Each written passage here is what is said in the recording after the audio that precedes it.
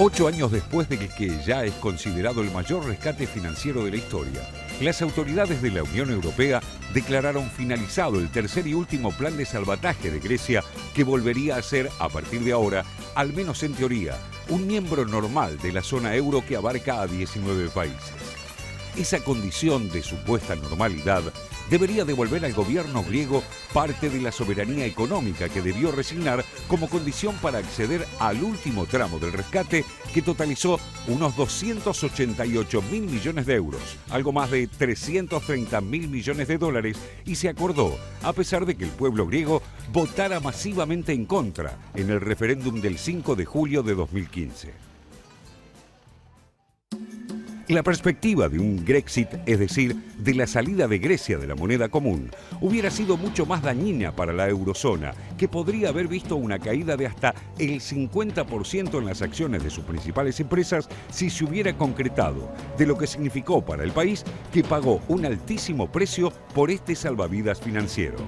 Por eso, la denominada Troika, integrada por la Comisión Europea, el Fondo Monetario Internacional y el Banco Central Europeo, maniobraron hasta el final para quebrar la determinación del gobierno griego e imponer sus condiciones. La vuelta de página que anunció ahora el Comisionado Europeo de Asuntos Económicos es más bien simbólica. La deuda que Grecia todavía mantiene con sus acreedores es del 177% del total de su Producto Bruto Interno y deberá seguir pagándola al menos hasta el 2060. La conclusion aujourd'hui du programme européen de soutien à la Grèce marque un moment qui est très important, je dirais même historique pour nous tous et d'abord pour le peuple grec. Ce furent 8 années difficiles, souvent douloureuses, qui ont été marquées par 3 programmes successifs. Mais maintenant, la Grèce peut enfin tourner la page d'une crise qui a trop duré.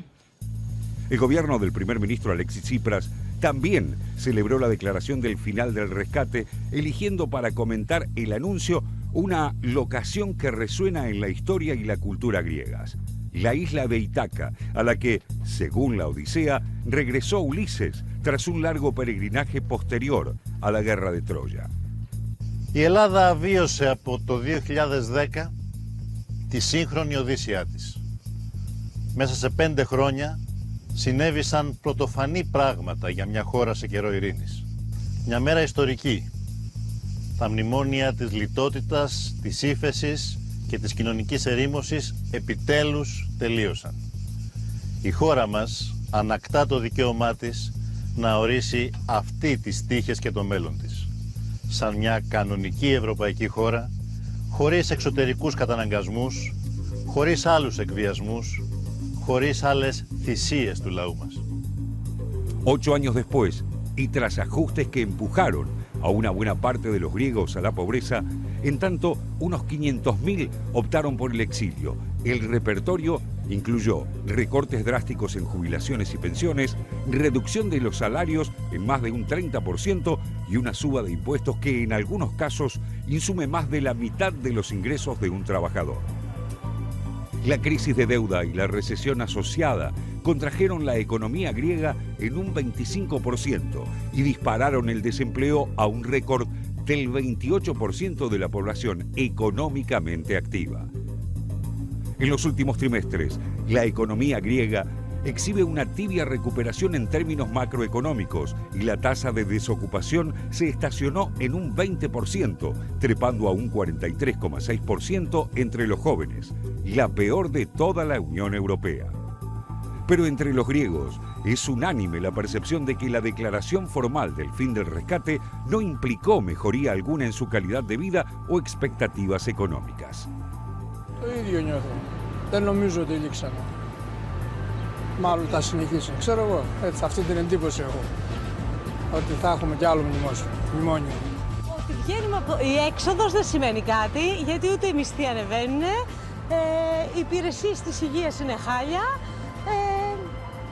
τα πάντα είναι χάλια, οπότε δεν μας λέει κάτι. Να χαρούμε για ποιο λόγο. Θα πανηγυρίσουμε γιατί, για μία από τα ίδια, απλά κάποιες λέξεις αλλάζουν, φεύγουμε από τα μνημόνια, αλλά μπαίνουμε σε αυστηρότερη επιτήρηση, το ίδιο και το αυτό. Tras el anuncio europeo, el Fondo Monetario Internacional alabó los esfuerzos griegos para cumplir con las exigencias impuestas por sus acreedores, pero advirtió que aún no se superaron todas las dificultades, señalando que el desempeño del sistema bancario y financiero de Grecia sigue siendo muy débil y que debe mantenerse el control de capitales. The key risks are that Greece isn't going to grow fast enough and isn't really going to reform fast enough either to get into a position where you can look in the long term and say, yes, the debt is sustainable, growth is now firmly embedded in the economy. So the debt really is a very important issue. At some point, I do believe there's going to have to be some serious debt relief again. Las recomendaciones del organismo internacional son un augurio de que la tragedia cotidiana de los ciudadanos griegos está muy lejos de haber concluido. Sugiere al gobierno de Tsipras mantener el plan de recorte de jubilaciones para el año que viene y evitar restablecer los acuerdos colectivos de trabajo que limitaron enormemente la capacidad de presión de los sindicatos y favorecieron una baja de los salarios, con el argumento de que hacerlo podría perjudicar la recuperación y afectar la competitividad. Un panorama desolador para los casi 3 millones de griegos que se encuentran por debajo de la línea de pobreza y que, como en el mito de Sísifo, cuando parecen haber hecho llegar la roca a la cima de la colina, la ven caer otra vez.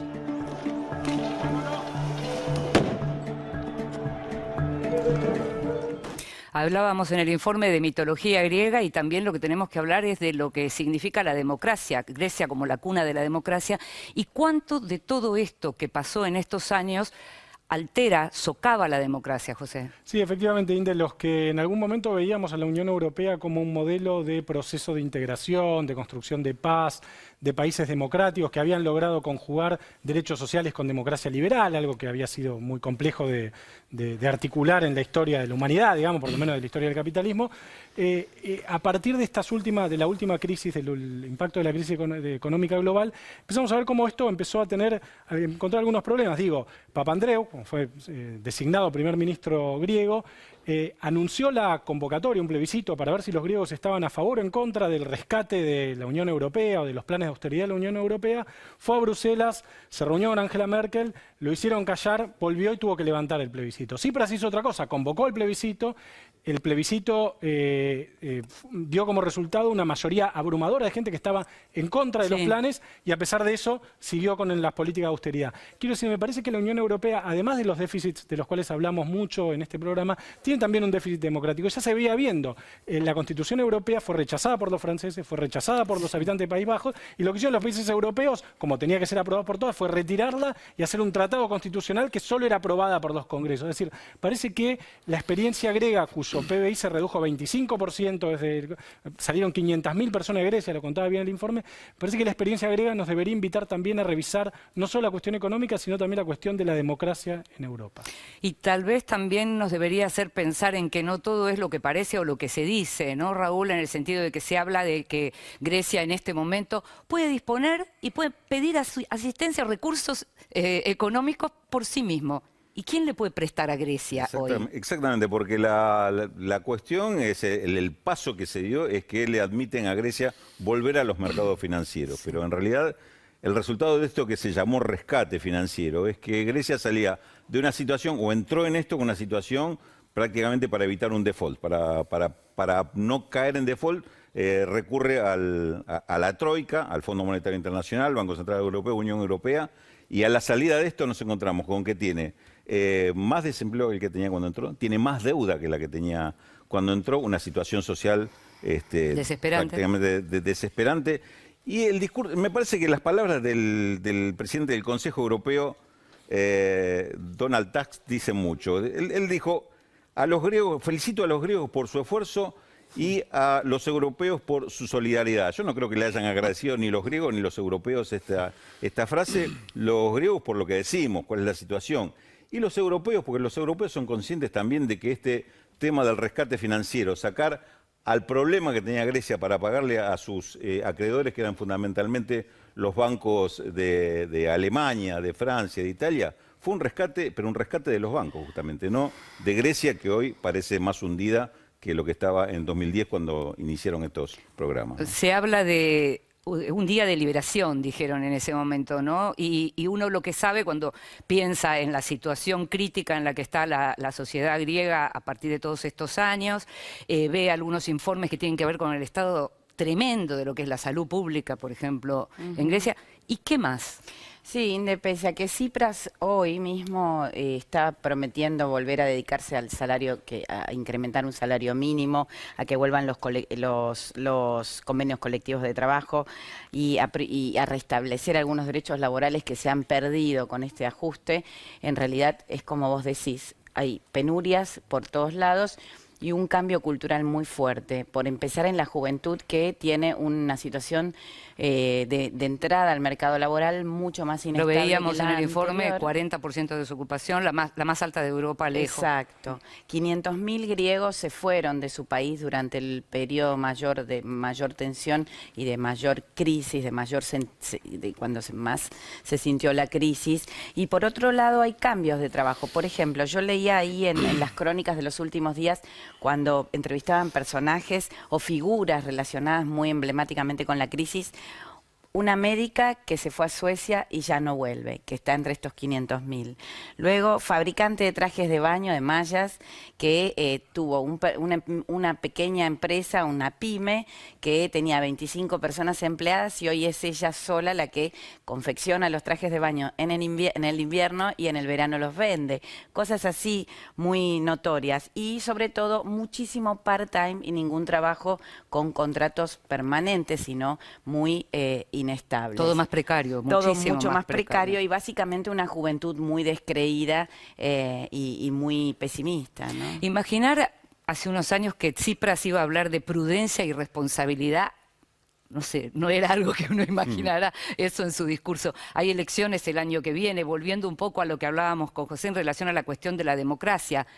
¿Cómo está la situación? Bueno, de hecho, la economía global lejos está de haberse sanado. Esta fue la recuperación más débil desde la Segunda Guerra Mundial. Y si vamos al caso, podemos poner ejemplos de otros países, como por ejemplo Irlanda, que en su momento, en lugar de apelar a los contribuyentes, apeló a los tenedores de bonos, es decir, aquellos que en realidad eran los acreedores reales del país. El caso de Italia, 2010-2012, bueno, ocurrió lo mismo y en ese caso no se quiso poner en juego la política fiscal. El caso de Gran Bretaña, que finalmente le dice chau al euro, aunque no tenga euro, le dice chau a la Unión Europea, y esto justamente para no caer en eso. En su momento, Yanis Varoufakis, que fue el ministro de Finanzas de Tsipras y que fue una suerte de estrella económica, comparaba a los bancos con los tanques. Decía que los tanques eran... los bancos eran los nuevos tanques. Esto en inglés, tanks y banks, suena muy parecido. Bueno, en ese momento también el movimiento 5 Estrellas de Italia hablaba de eso, que los nuevos tanques no son Rusia, no es el Estado Islámico, no son los terroristas, sino que son justamente los bancos que vienen para recuperar su dinero. Y en el caso de Grecia en particular, Alemania y Francia endeudándola para comprar elementos que no eran necesarios, como acorazados de guerra.